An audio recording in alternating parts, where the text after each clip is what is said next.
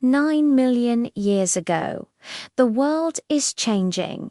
The great forests, the ancestral home, are shrinking, giving way to an endless, hostile sea of grass.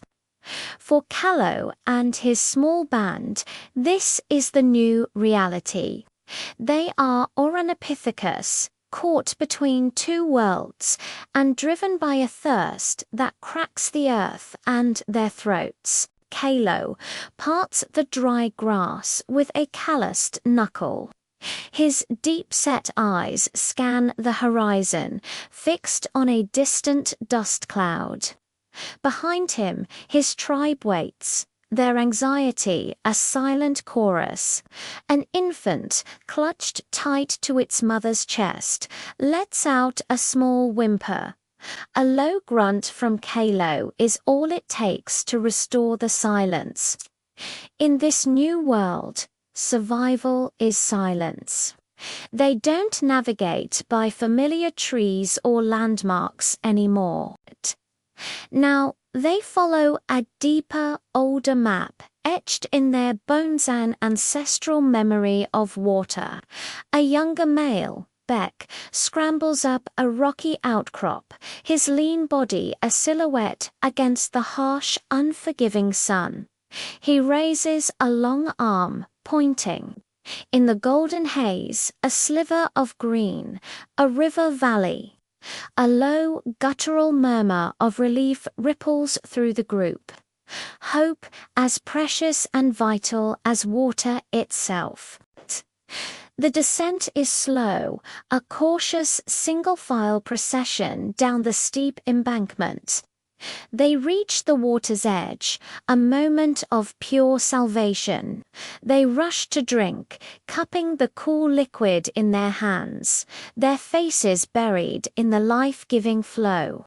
But relief is short-lived.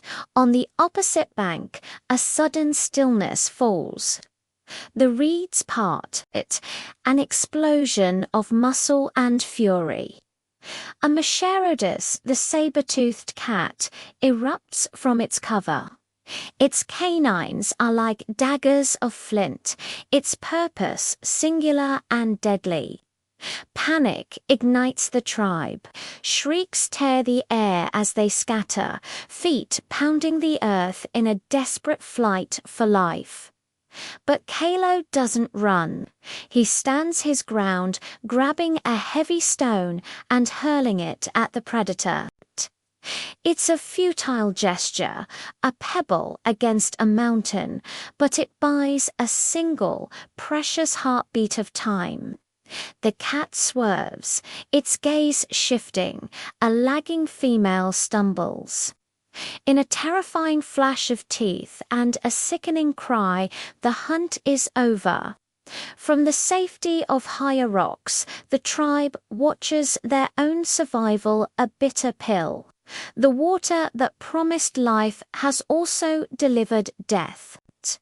The Valley of Salvation has become a predator's larder.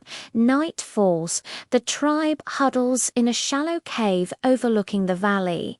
Grief curdles into a cold, creeping fear. The cats killed down by the river is a beacon in the dark, an invitation. The whooping laughs of hyenas soon echo through the valley, a chilling symphony of scavengers. Then a larger shadow passes the mouth of their caver giant Danaphyllis, another great cat, drawn by the scent of blood. They are trapped. The valley is a cage, and they are the prey. Callow looks up at the star-strewn sky, the same sky his ancestors watched from the safety of the forest canopy. He makes a choice. They cannot stay. They cannot go back. They must go up. As a sliver of moon rises, he leads them out of the cave. Not back onto the open plain, but along a treacherous, narrow game trail that clings to the valley's steep side. They move in near total darkness, a silent chain of bodies guided by touch and the faint scent on the wind. Every step is a gamble against a fatal fall into the abyss below.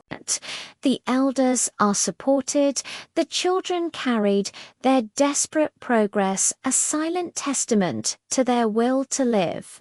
Dawn breaks, finding them on a high, rocky plateau. They are exhausted, battered, but alive.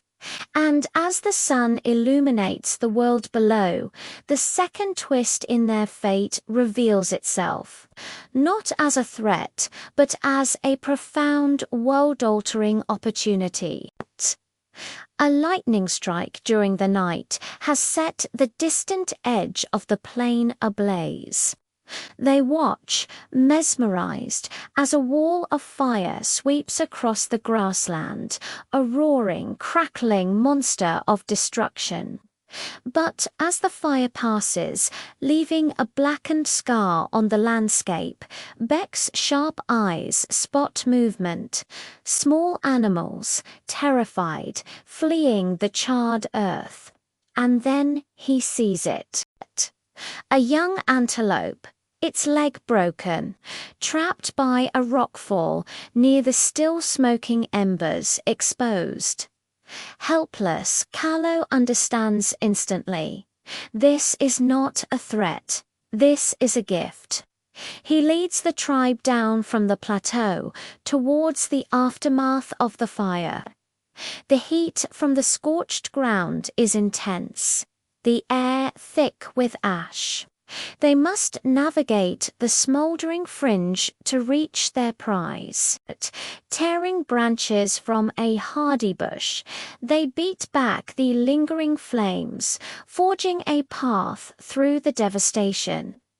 Then a new smell fills their senses, a scent they have only ever encountered after a forest fire. The smell of cooked meat, it triggers something deep, something primal, a new kind of hunger. They descend upon the carcass not as timid scavengers, but as conquerors, using a sharp-edged stone found nearby. Kalo hacks at the meat. This is the first time their kind has accessed such a rich, protein-dense bounty with such ease. The fire, a force of absolute destruction, has become their provider. It has cooked their meal. That evening, in a safe grove far from the valley of death and the scorched plain, they feast. The meat is shared meticulously. Even the bones are cracked open with rocks to get at the rich marrow inside. The infant, now quiet, is fed pre-chewed morsels by its mother, its strength returning with every bite. Kalo sits apart, watching his tribe. Their faces, lit by the lingering glow of the distant, dying fire, are no longer just etched with fear and hunger. There is something new in their eyes, a hard-won knowledge, a spark of ingenuity. The forests are gone, but they are not. They have faced the saber-tooth, the fire, and the thirst. They have stared into the jaws of extinction and emerged not just as survivors, but as pioneers. This desperate struggle on the ancient plains is more than just a story of survival. It is the bedrock of a future lineage. A moment when a new path was forged, not with claws or fangs, but with a mind that could see opportunity in destruction and a spirit that refused to be broken. This is the dawn of a new intelligence, a new power, born from the ashes of a changing world. Thank you for watching. If you were captivated by this journey into our deep past, please like, share, and subscribe for more stories of survival and evolution.